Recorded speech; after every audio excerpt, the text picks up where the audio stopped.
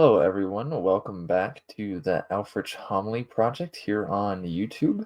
Um, it is time for the seventh supplementary lecture for June. We're officially halfway through with this year's project. Again, I would like to continue probably into next year, but not as consistently. Um, just a heads up, in July, I'll probably be going through the third series homily for Saint Swithin. That will require a little bit more work as it's not as easily accessible in some ways online, so I'll have to be typing that all in to my presentation stuff here, rather than copying and pasting it from Thorpe's old stuff. That should be fine. That will probably be coming out on the 13th, I believe. That Sunday is before the 15th. It's Saint Swithin's Day. That is actually the day of, I believe, translation of some of his relics. July 2nd is celebrated as his feast day in some places, because that is the day he passed away, and that's pretty normal. But then also you see something like Walpurgis Night, right, which is very beginning of May, end of April type of thing, right? Which is, again, the anniversary of the translation of some of Walpurga's relics, while her Assumption feast day is in February, I believe. So, anyways, today we're going to talk about Whitsun. Oh, and I got a haircut. That's not important. But today we're going to talk about Whitsun, which is also, of course, Pentecost. We'll talk about this name of Whitsun. It's one that I had never heard of before studying this stuff. But essentially, this is essentially the holiday for the advent of the Holy Ghost, right? Whitsun does not refer to that in name, right? That Whitsun does nothing about the Holy Ghost in that name. Same with Pentecost, though. Pentecost is really just 50. And so let's begin, though. So there is a biblical precedent for this holiday, right? Which makes sense, as a lot of the biggest feast days do have a biblical precedent. This is mostly from Acts 2. If you read the whole chapter, essentially, this is going to be that Pentecost day, essentially. Now, there is an Old Testament equivalent, Shavuot, from Exodus 12 through 14, 19 through 22. At least those are the things Ælfric is looking at. Jewish Feast of the Weeks, 7 weeks after Passover. This is what actually the apostles would have been gathered for, probably in that upper room, as described in the book, or the Acts of the Apostles. The comparison to Moses' visits to Sinai is apt, as well as we see the comparison of the fire and a dove as just for the hues, right, the shapes of the Holy Ghost. So we also have other things in here. A noteworthy one in the homily is Acts 5 for the story of Ananias and Sapphira. I think there's some Acts 4. There's references or quotes to various other scriptures as well, largely from the New Testament, that Liuza will point out to you, pretty much all of them, if you go to the very back. But I don't point them all out. I just kind of expect you to catch them in some ways. So there are the notes to translation. I believe it's before then. There's notes to the text, right? Yeah, sorry. So I mostly look at notes to translation. Notes to text is useful for manuscript purposes and stuff. Okay. So the tradition today, or rather recently, I don't know how much of this really seemingly has stuck with us in the 21st century. So this is from Eleanor Parker's Winters in the World, which is a book I've looked at, I think, every single time for one of these supplementary lectures. So again, book I would highly recommend. I don't pull everything as far as like cultural stuff is concerned from that book, but I do pull a lot of it. And sometimes when I'm not pulling it from that book, I'm pulling it from Eleanor Parker's blog, actually, as a clerk of Oxford, so which I've also referenced before. So anyways, Whitsunday and the days that followed were a popular time for communal festivity, including fairs, plays, games, and processions. Many records from the later medieval period testify to the holiday spirit of Whitsun, especially after the development of Whitsun ales, a feast that combined shared festivity with the useful function of fundraising for the parish church. The festival continued to flourish after the Reformation. By the end of the 19th century, Whit Monday was a statutory bank holiday. In some ways, Whitsun tide took the place of Rogation tide, which we talked about last time, actually. Processions After their decline in the early 20th century, it was marked in northern England by Whitwalks, when mills and factories would be closed and churches and Sunday schools would come together in huge crowds to walk in procession with banners and music. All this changed in 1971 when the spring bank holiday was fixed to the last Monday in May rather than the movable Whitsun. The holiday lost its centuries-long link to Whitsun, and consequently, even the name is now widely forgotten. So, I don't know about in the United States really at all if that name has really ever been popular, or Whitsun, or White Sunday. But Parker does give you a good idea of how this holiday would have worked in a very brief manner. And this is mostly stuff after the Anglo-Saxon period, but still as it pertains to England. So it is traditionally a day for baptism, actually. And so Whitsun, which is White Sunday, is a common name for Pentecost in English, as you already should be aware, I guess. And this reference to white seems to be a reference to the baptismal clothing of white. So most of the celebrations that are associated with Whitsun are not from the Anglo-Saxon period, but are from later. But one piece associated as far back as Anglo-Saxon England is baptism. So again, Parker says this link with baptism is already established early in the Anglo-Saxon Church. Bede records that the baby girl he calls the first of the Northumbrian race to be baptized, Anflad, daughter of King Edwin of Northumbria, and his wife Athelbur, was baptized at Pentecost in 626. So quite a while ago. This would be right around conversion, of course, right? As that, I mean, the fact that this would be the first implies. So the etymology, of course, is well, it comes from Huitas Sunundai, which is a late attestations, 11th century. It just means a white Sunday, right? As you can see up at the top there, with sun, just Whit Sunday, white Sunday. So again, in reference to those baptismal clothing. It's also a day associated with coronation. So we have in the 1067 entry in the D text of the Anglo-Saxon Chronicle, it says this: "And Aldred, Archbishop, he I Harlcode, Toquina on Westminster on Huitan Sunundai." And Archbishop Eldred hallowed her as queen in Westminster on White Sunday. So this extra is actually thought to have occurred on Pentecost in 1068, which I misspelled Pentecost there. But oops, forgive me. I find myself a little rushed sometimes when reading these, but worthwhile and for sure. But this is actually Queen. This Queen is Matilda of Flanders, the wife of William the Bastard, commonly referred to as in these days as William the Conqueror. And that makes sense. I mean, look at the year 1068. 1066 is, of course, that fateful year, right? Essentially the end of Anglo-Saxon England as we would know it. So, again, from Parker, in this respect, this crowning of Matilda, the new Norman rulers were following in the footsteps of previous English kings. The most significant precedent had been set by King Edgar the Peaceable, who was crowned in Bath at Whitsun in 973. I would note also that Edward the Elder was crowned on Pentecost, and I think there are a good number of bishops as well on Pentecost. So note that Edward the Elder was crowned on Pentecost on June 8th in the year 900, which is June 8th is when we had Pentecost this year. So I just thought that was fun. So actually, from the Anglo-Saxon Chronicle C text this time in 973, talking about this coronation of Edgar, I have a poem. So if you read in the Anglo-Saxon Chronicle, that you'll sometimes note that there's just prose entries. There's very many of those. There's much more of those. But sometimes you actually get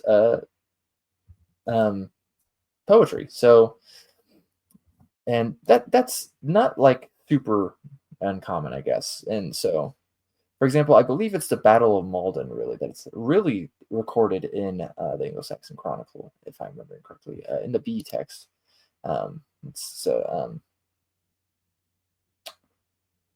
B text and A text, I think, at least, and so maybe in a few others as well, maybe in all of them actually. So, so that's a more popular example, probably. I'm not sure if this poem actually has a name, but I just wanted to go through it real quick. It's rather short, I believe. It's just this slide and the next one. So, Her Argar was Ingla Waldend, Korthra Michlam to Kinga ye Hargold, und Thara Aldan Biri, Acha Manis Chastra, Akhia Ebwund Ultra Worda, Beornas Bathan Nemnith, Thar was a bliss Mitchell, und Dam Archian Dayar Alam we worden.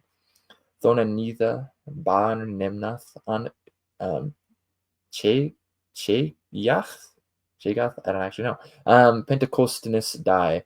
Thar was Preosta hap. Mitchell Munica thrat. Mina ye fraya. Glaura ye gadrod. And tha angangen was. So here Edgar was ruler of the English among a great company, hallowed as king. In the ancient city, Manchester, which is probably in reference to the Roman name of Aquasulis, the same which island dwellers by another word called Bath. There was great bliss on that blessed day for all, which the sons of men name and call Pentecost Day. There were a troop of priests, a great throng of monks. I have heard a gathering of the wise, and there's another word for wise here. There's quite a few, and then and had passed was, and we'll continue. Tin hund wintra ye teledurimas fram ye birtida bremis kingus leuchta hirdes butan thar to lava thagiet.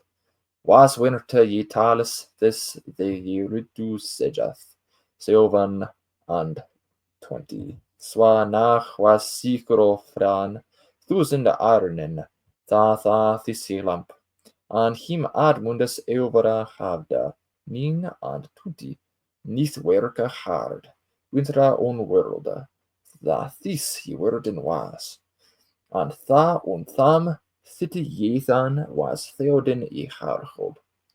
So I believe again this is the end, but 1,000 winters tallied in the sum from the birth time of the celebrated king.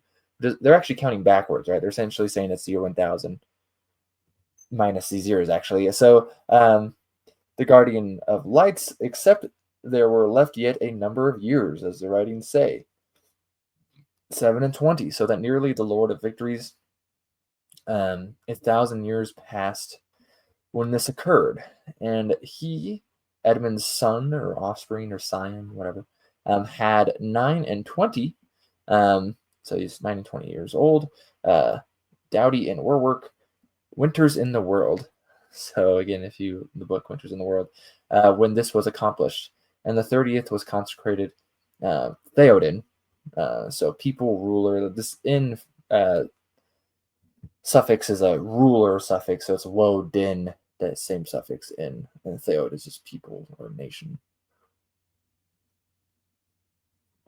So king is a very common way of translating it. It could just be prince or ruler as well. People, ruler is just the more strictly speaking what it literally is. So very glorious, a time of glorious summer, as Eleanor Parker puts it, actually. Edgar would die, actually, in 975, so very shortly after this, just a couple of years, this coronation. And it is definitely gives you these ideas, though, that this Pentecost is this summer holiday, right? And that there is this glory of summer, right? Or it's mild in some ways, it's pleasant, right? We talked about before the 2 months called life, essentially, in modern English. And it's a good time, right? Essentially, that this summer is this happy season. As of recording this, actually, I believe it's midsummer just in a couple of days, and so when this comes out, also it'll be a midsummer in a couple of days. Though that is the start of summer, and at least where I live, that was traditionally, since, remember, the Anglo-Saxon calendar would have had us beginning summer in early May. That would be traditionally midsummer, right? Though now it's the start of summer, and so we don't normally, at least where I am, again, we don't normally call it midsummer much anymore. But and here is a picture of Edgar from the genealogical chronicle with a fowl. So Anyways, rather young. He's just slightly older than me, actually, when he became king. And then not much older than that, of course, when he passed away. So, and that is one thing I think about summer as well, that you don't know how long it's going to last in some sense, right? Actually, like where I live, we have very mild summers, which is really nice, but also they're not very long. So, I mean, it's hotter than somewhere like the UK, for example, actually, and I still don't have any air conditioning where I live, but it's I like it. It is a glorious time, I would say. Okay, and so then there is oh yes, this is a another thing we have actually. So Pentecost is a special holiday in some Arthuriana, and I just thought I'd mention that because speaking of literature, essentially. So these are actually quotes taken from this website for May 15th, the Book of Days. So it's one of the great festivals, talking about Pentecost, of the kings and great chieftains in the medieval romances. It was that especially on which King Arthur is represented as holding his most splendid court. The sixth chapter of the Mort d'Arthur of Sir Thomas Malory tells us how then King Arthur moved into Wales and let cry a great feast that it should be held at Pentecost after the coronation of him at the city of Carlion. And chapter 118 adds, so King Arthur had ever a custom that at the high feast of Pentecost especially, and for all other high feasts in the year, he would not go that day to meat till he had heard or seen some great adventure or marvel. And for that custom all manner of strange adventures came before King Arthur at the feast afore all other feasts. It was in Arthur's grand cour pleniere at the feast of Pentecost that the fatal mantle was brought which threw disgrace on so many of the fair ladies of his court. More substantial monarchs than Arthur held Pentecost as one of the grand festivals of the year, and it was always looked upon as a special season of chivalrous adventure, of tilt and tournament, which makes sense. Again, it is essentially just a big summer holiday. It's a time where summer is officially in, right? We're well into it again. If it's a close to midsummer, it would be before midsummer always, right? But it'd be sometime in May or in June, right? And so it'd be in summer, and it's a time for tilt and tournaments here in this case, right? But for other things as well. It, again, is glorious in a sense.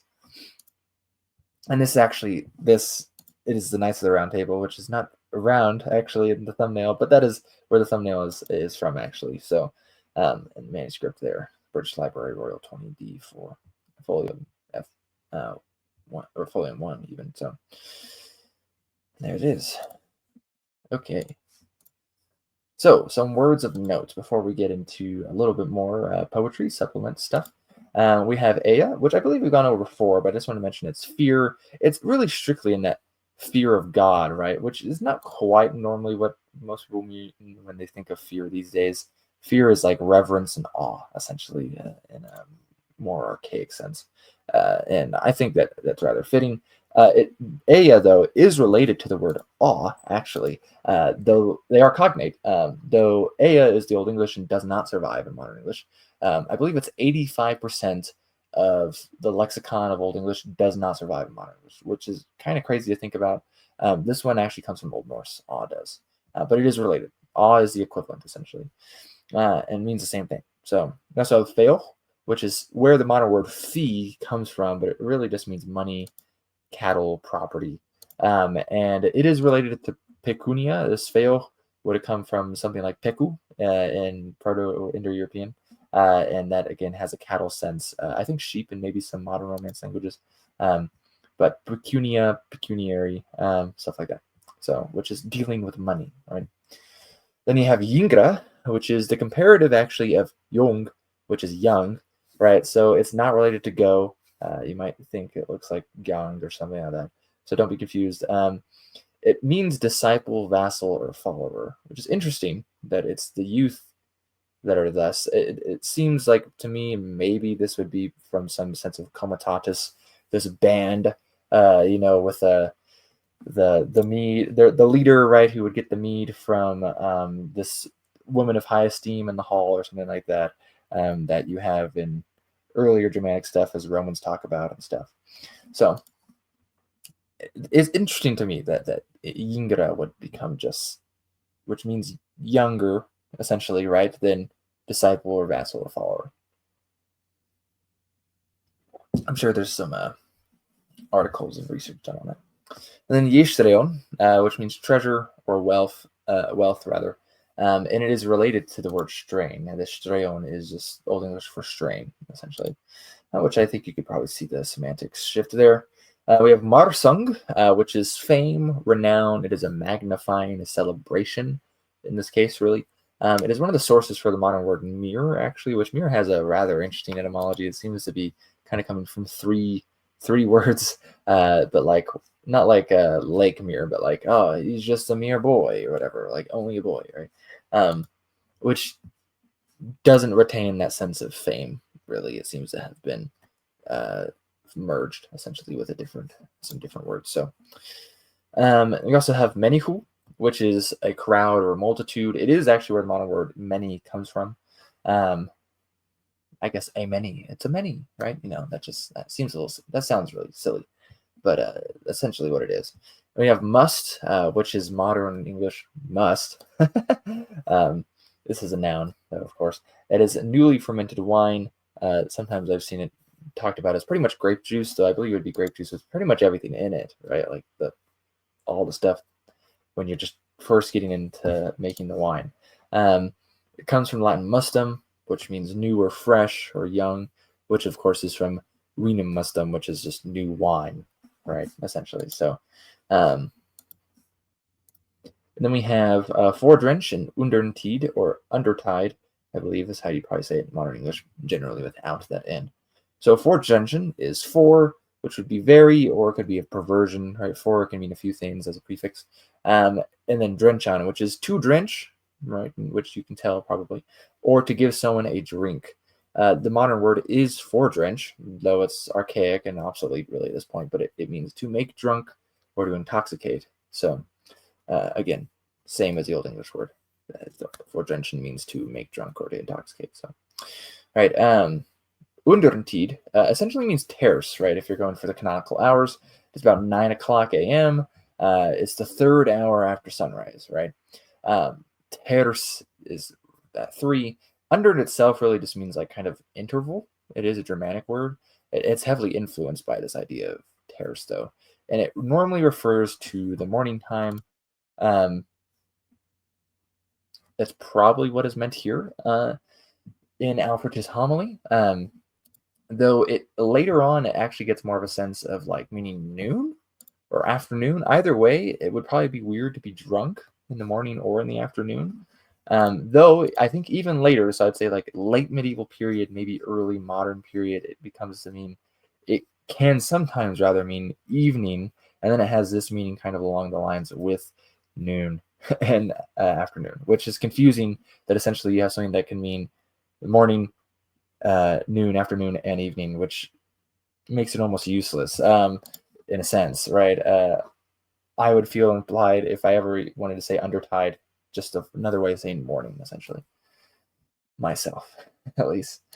Then we have a few more words to go over. We have imbren, which is where the modern word ember comes from. The spelling is really via a folk etymology. It would be the components would be imb becomes in modern English, which is not really something you see rather outside of certain dialects. And then run, right? So vren, right, is run still. So this is just the circuit of the year, the imbren, right? A circuit of the year, the around running, literally, right? So it's not related to ember, as in a fire or coal, which that comes from armiria, which has that B inserted, like thunder has a D inserted from thunor, humble has this B inserted from something like cumulitas, and shamble has a B inserted from shamble, because that's our next word, foot shamble. A foot shamble, quite literally, it's really a footstool, and shamble is the Old English word for shamble. So you get that insertion because of the loss of a vowel, right? So thunor would be thunner, essentially, which just seems weird. And then humble rather than hummel. So, yeah. Then you also have tollera, which is literally a toller, right? It's a taxer, essentially, a toll or a tax. That toll is. So a tax collector, essentially, is what a tollera is. We have pinion, which is a rare Old English P. Okay, you've probably noticed at this point, I don't know that P's are not very common in Old English, and that is because Germanic P's come from a Proto-Indo-European B via Grimm's law, right? Which are rare. Okay, Proto-Indo-European didn't have a lot of B's, so and you could see that in other Indo-European languages. The ones that didn't get Grimm's law don't have a lot of B's in them, right? So there is a good chance this is likewise then from Latin. That's a good guess. If you're going to have a P, there's a chance that your P is coming from Latin then. So like pund, which comes from Proto-Germanics punda, right? Which means pound, right? From Latin pondo. Latin penna is our source here actually for pinion. Greek poina, which is the source for pinion, right? So it means torment or torture. It is actually where the modern word pine comes from, the painful longing, like I'm pining for home, I'm pining for my lover, whatever, right? It is related to the word pain, actually, though pain is, I believe, a borrowing from French during Middle English, which is really when English gets all of its French borrowings, besides the ones that look like modern French. They're from the modern period. So anyways, you also have bishopunga, which is really just bishoping, right? The bishoping, which would be a little confusing, I think, if I just translated as such. I think Thorpe does actually, but essentially this is to perform the duties of a bishop. So in particular, confirmation in the context, it makes a lot of sense, right? Then confirmation of membership in the church, which is that key role of the bishop, essentially, traditionally. So, anyways, let's get into another supplement. I'm not going to do the whole thing. It's rather long. And it's not actually all that long, but it's too long for me to do here, essentially. So we're going to go look at the gifts of men, or I've also seen it called the gifts of mortals, and not to be confused with the fates of men or fortunes of men.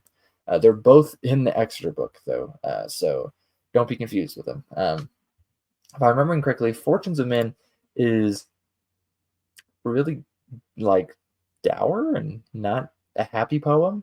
The Gifts of Men is much nicer, actually. It has a very positive outlook on it. So we'll go over the intro, which doesn't give you a lot of that, but we'll talk a little bit about the other stuff you see in it as well. And the reason I want to talk about this one, though, is because this goes over kind of those gifts of the Spirit, right? So you don't that are talked about in Acts 2. You kind of get the language one, the language ones, and so I mean, so you have the gifts of the Spirit, the traditional New Testament gifts of the Spirit and whatnot, but you also have many more gifts. There's many more things that humankind is gifted with, and so that's what this poem is going over, and just some of them, really. It's really rather lovely. I recommend reading the whole thing or translating the whole thing. But here's just a little taste of it in introduction. So, Vela bith un foldan, forthi sindra, jonga jofana, excuse me, tata gasberand, wegathin jewit, swacher wero rudo, god, meotud machtum swith, monum dalet, silet sundriva, sendeth vida, eine speda, thara eirwit mut, drit un yindra, dalon fan, ne bith anithas arfoth sali, monun moldan, ne thas met spedi, little hidi, ne thas lat hidi. So there are many across the earth visible young gifts, those that the soul bearing carry or weigh. It's literally weigh, but carry in their understanding or in their like faculties, essentially, in their wit, their senses. As here, I think that's one thing actually important to point out is that how much when you translate, you're always failing. Okay, you essentially can't succeed in translating it. There is something you're going to miss. Hopefully, you catch as much as you can in the process of translating it, but you can't get it all across in the translation. Even doing that little cross saying carry away thing there, it doesn't express all of it, right? And so that's just one thing about translation, which one I think it's worthwhile, right? But that's one of the reasons I'm a big fan of reading these texts in the language they're written in. I'm translating them here because that's part of the exercise. That's part of the service in a sense. But that's you're going to lose something, right? You can't not. And so I think that's one reason, though, I would suggest people read text, read things in their original as much as they can. I know that's a lot of work, believe me. So, anyways, where are we? In their understanding, as here the God of armies, the measure of great might, doles to humanity Gifts, he gifts like special gifts, right? Like the verb here, he's giving special gifts. Sends wide by his own faculty, essentially by his own power, that to each of them, dwelling among mankind, a part receives. There is not any unfortunate person in the world, nor that unprosperous, small-minded, nor slow-minded. These are the opening lines, by the way. So, anyways, then we get to 11:20. Thar hina se archiva, alles bishiria, modus crafta other magendada. Whitsun yewita, other on workquidum. They las ormod si alra thinga, thara the he workta in world liva. Eovona yewitra, nabra god demeth, that ani eft thus arm ye wertha, nani eft thus swita, durch snutru kraft. In deoda thrim, this is livas forthistieth, that him folka ward. That then the glory giver all cut off of mind skill or mighty deeds, wise in understanding or in speech, lest they be in despair of all things. Those which he wrought in this period of life on earth. Again, world has this originally time of man, world, right? Where is man? Time of man, as opposed to place of man, right? So kind of, I felt like it kind of had both meanings here in a sense, but it is where the word world comes from, right? So each of these gifts, God never deems that any should become so wretched, not any that strong through wisdom craft, another word for wisdom, snotra, in the hosts of nations of this life, ascends, that the guardian of folk, Folkerward, and then the last bit we'll look at it here. Thor his halia Eva, Hirder on onsenda, vissa je thuchtas on world kraftas, under anes macht, alle forlate, die las he forlenja, oder je vona full, mon modus with of je met de huerfa, on thona forhija, Hans Bedigan, ach he je daleth, se the ach domus je wild, misendicha, jond thisna midan yard, leoda leotho craftas, lon buendam. So through his holy gifts would send hither to them wise thoughts and world virtues, world skills, maybe, under the might of one, so on the might of one, on is a genitive there, granted all, or allowed all, lest he for pride, full of glorious gifts. I will note, you shouldn't try not to get confused here, and I double checked the manuscript, the Exeter Book is in. This one up here is world in line 22, and 24 it's Uldur, and I have seen, I saw something actually online where someone did seemingly get confused with that, because they translated this as essentially world virtues. I don't remember exactly, and then but they also put world gifts, what it should be glorious gifts. Also in the manuscripts, these are actually separated. There are two words, world kraftas and worlder yovana. I don't know why they're the text I pulled it from, whoever edited it put it together as compounds. So again, that is another decision you have to make. You have to make these decisions. I think the biggest one you've seen, maybe if you've watched all these lectures, is when I believe it was the Easter supplementary lecture when I went over the Dream of the Rood, and I went with Nidorf's idea that the one line from Dream of the Rood on the Ruthwell Cross works better, and so I implemented that into the text, right? Over the one from the manuscript we have. Okay, let's see. A person strong in heart, or mode, mind, right? Spirit, maybe. I like the idea of heart because we talked about, again, this one, I think Lady Day, maybe when we went over the Helion portion, that the idea, it really is mind. It is where the word mood comes from, right? But that all that stuff was associated with the breast, essentially, in the medieval period. So heart, I think, works a lot better in most cases. In my opinion, I see most people actually put it as mind almost always, actually. So, and then despise the scantily endowed, but he should share who owns the power of discernment or judgment, those variously over this middle earth, the body skills of the people to the inhabitants. So this is a little clunky at the very end. He should share the body skills, essentially, who owns the power of discernment. So, or rather, we could say he should share, who owns the power of discernment, the body skills to those variously over this middle earth of the people of the inhabitants thereof, essentially. I tried to keep the syntax really close, so if someone is looking at translating this, that it's an aid in a sense. But I think maybe the meaning got a little obscured there in how I did the end. The reason I underlined Leotho there is I believe it actually comes. Did it come out before this? I can't remember if it did. Maybe it doesn't. I can't remember. I am tired. So Leotho, when I was looking at this, I got confused because there is a word Leoth, okay, and it means song and it means poem. It's actually related to the word German word Lied, right? Which you might be more familiar with because Leoth doesn't survive in modern English.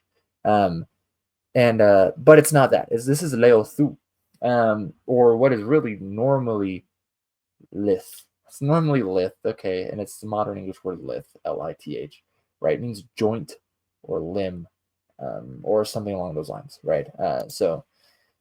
Or body, right? And so, like, we'll actually look at it again here in a second, because this essentially is the first opening chunk.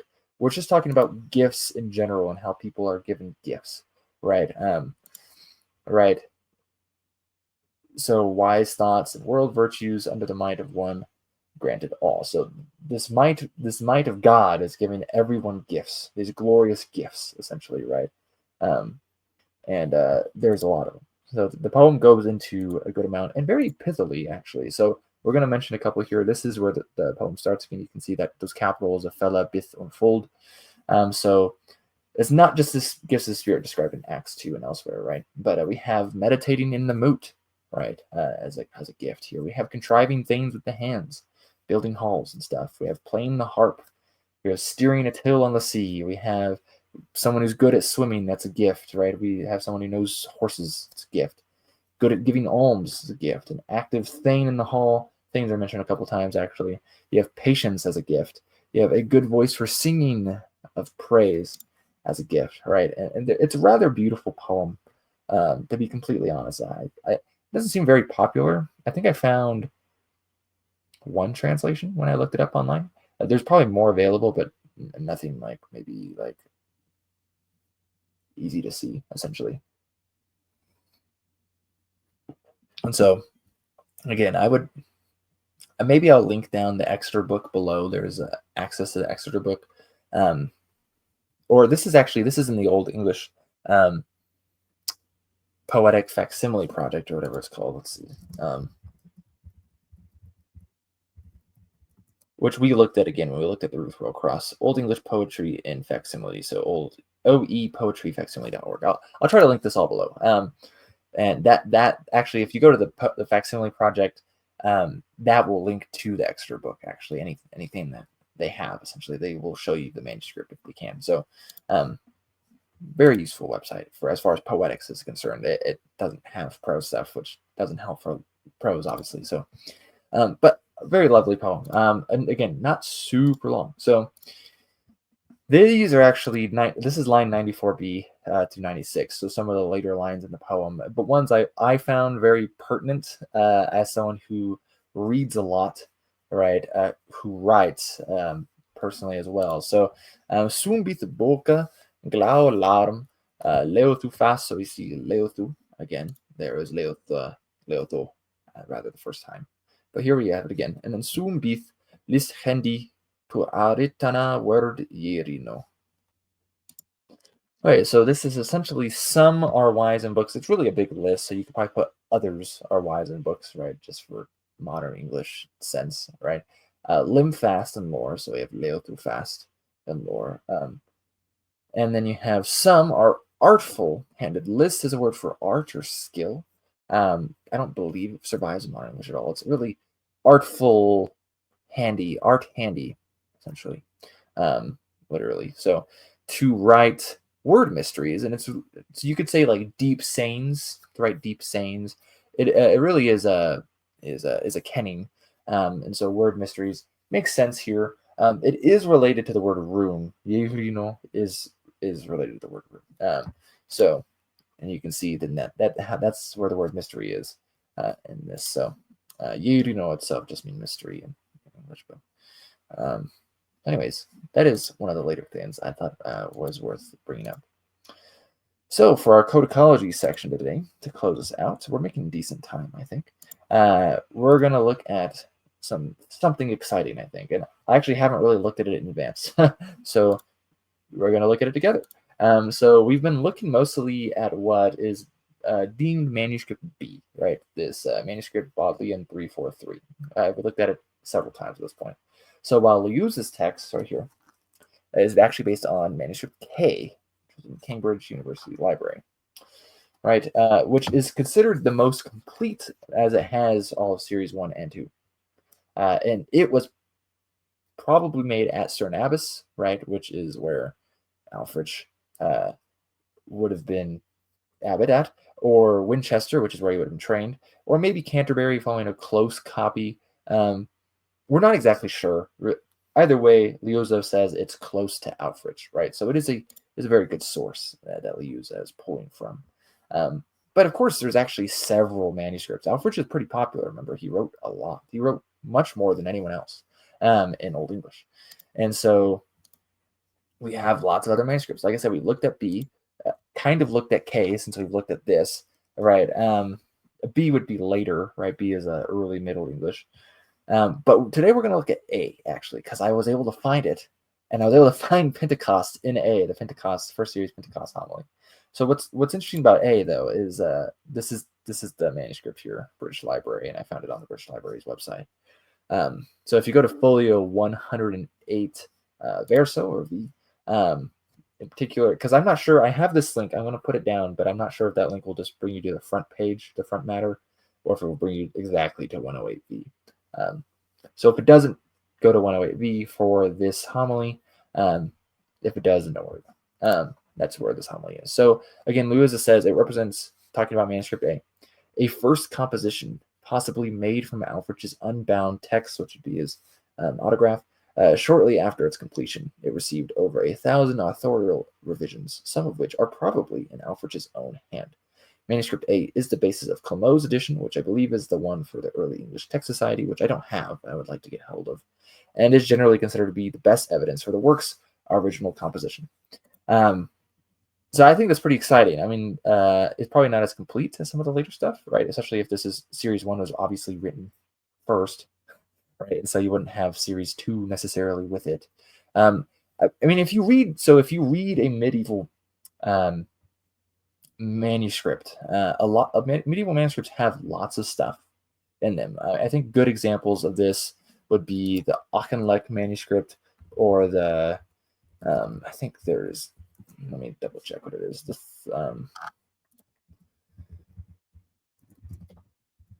You're essentially going to get a Lincoln Thornton manuscript. That's another good one. So they're going to have lots of stuff in them, right? They might have religious stuff. They might have poetry. Then they might get into romances. Those romances might be poetry anyways, right? You're going to get a variety of things. And I think that's actually something that I'd say like Edmund Spenser was going for when he wrote The Fairy Queen, that you just have this variety of stuff going on. He's making it kind of like a whole, essentially, right? He's telling essentially one story, kind of, but it comes from the separateness of it, though, does come from this idea that or this reality you see in medieval manuscripts. So, but some of these homily texts just have homilies, and some of them just have Ælfric's homilies. So, but the guy did write a lot. So here's the link again. I'll put that in the description. I already have it open. So let me switch my screen. You can see my face for a minute. Better. You're so excited. I'm always insanely tired recording these. Maybe one of these days my lot will change and I will be able to record these when I'm not so tired. I'm always recording these late at night. Here we go. Zoom out. All right, so you can see here it says it's image 222 of 479. Here's the manuscript again. You can see over on the left it is folio 108V, verso, supposed recto. And then you can see that this is the beginning of Pentecost right here. And honestly, I'm not even sure what this SCO. When I look up abbreviations, I cannot find an answer to that. I assume it has something to do with Sanctus. I'm not sure. So Pentecostan. This inn is a very interesting inn. So let's look at it. One thing you'll notice immediately, actually. So a couple things for immediates. There's very few spaces in here. I don't know why that is. Spaces have become rather normal, I would say, at this point. This is written in a different style. We've seen kind of a mix of insular and Caroline styles in the other manuscript that we're normally looking at, that Manuscript B. This one is not. This one is not Caroline really at all. You did have Caroline at the time, but what often you would get is Caroline in like Latin text in England, and then you would get square insular in Old English text, and this definitely seems to be square insular from what I can tell. And so, I mean, I've looked at like things, but you can kind of see it in this A right here, right? This A is rather square. If it was another type common in England at the time, I believe it might even have some in this manuscript, as this all would not have been written by one scribe, but be a bit more rounded. And the Caroline A, of course, is that what font? I think Times New Roman has that font of the A. Railway, which I've been using in slides, has that A with the little hook on the top. That's actually how I write my A in real life, but most people don't write their A like that. So anyways, just some dots. So we have the capital F here. So from here, you have the R has this little hook on it. Pretty typical of insular scripts. But again, this is the square insular, which became pretty common, I would say, in the later Anglo-Saxon period. So from them, Harjan, you got the insular G as well. Harjan, I think it's really nice to read, personally. This is, I mean, well, I think some people might consider it cursive. I think it's really nice to read. So Harjan right here. And that's exactly as this K text so far. Though I know Leoza has edited that K text. That's what the notes on the text are for, where he will say he, varies things, or maybe he added something in, like a small something in that might have been, like right here is this, for example, just an example. He says he adds in this because it's an A, C, D, E, and F, and H manuscripts, right? So he added in for the text, for example. So Leo's is doing a good job as an editor to be a voice, of authority, essentially. So from them, Hargan, again, you don't have the capitalization of the proper noun, but Aster, Lichan, Daya. This hardly looks like there's a space here, I would say. I mean, you could argue there is, right? This is closer together than this is, but not much. There is no space here, though. I still Lichan Daya. There's no space between Easter and Lichan Daya. Right. Sind Italda. So 50 days are counted from the holy day of Easter. So, so 50. The F's are large. I's don't have dots on them. So there's an I right here, an I right here. 50 is a G. Where am I? Dacha. This is Dacha. That D is looking really flat and it's coming into this G. Dacha, Tothisum Daya. Right, so to this day. Yeah, okay. So 50 days are counted from this holy day of Easter to this day. Okay. Where are we? Let's see. Oh, yeah, on. So we have the Turonium et on this die. I haven't noticed any differences yet, besides that looks like there's an I there. So rather than a D-G, it looks like a D-I-G, which I don't remember seeing up here. Yeah, this just looks like a D-G. So it's like a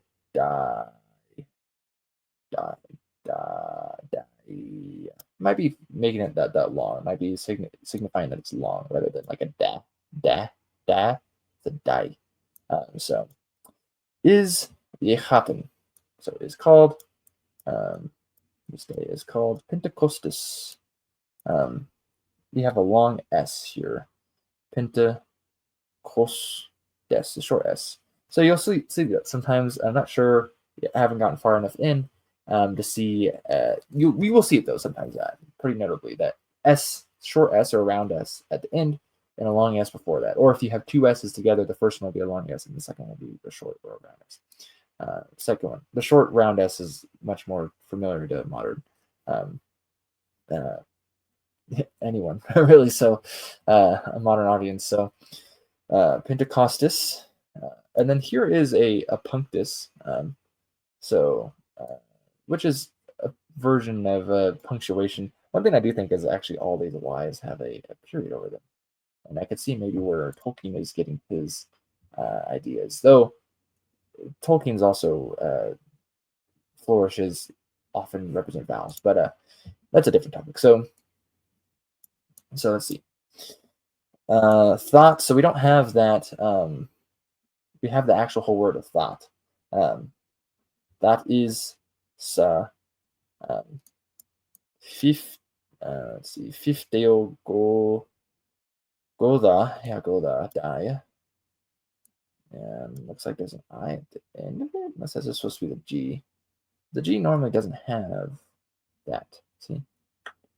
Die? Interesting. Okay. Thara. Astrorichan again. Okay. Astrorichan. Let's see. Tida, I think. Yeah, so T I D. You can see where this E is looking lowercase e, but it looks a bit more like a capital. So you kind of see a semblance. So tide. That is the 50th day of the Easter season or Easter tide. So and there is a different. This is almost like this is a semicolon. That's exactly what it is, except for in Leoza. So I don't know if it's different in the K manuscript. It's actually a period. So that first punctus right above it, right, is there's a period essentially, but it's just a comma in Leoza, and then this one has a semicolon. It's period.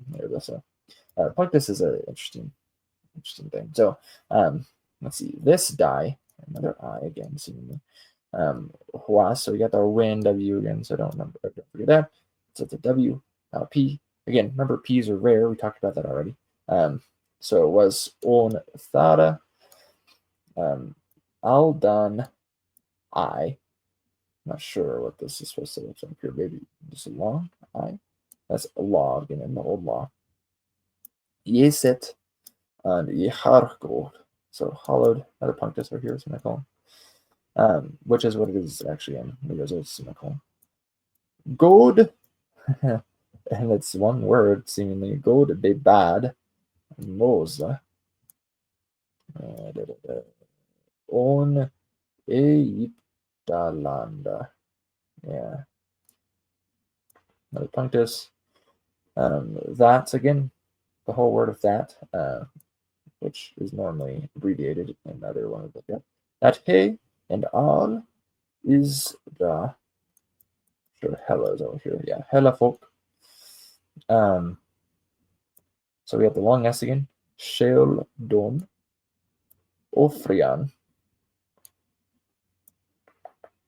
at Archam Hiwisha Goda on Lam? It should be lamb. Often this superscript, if you're remembering, is for a N or an M that has been cut out. So I've only seen it.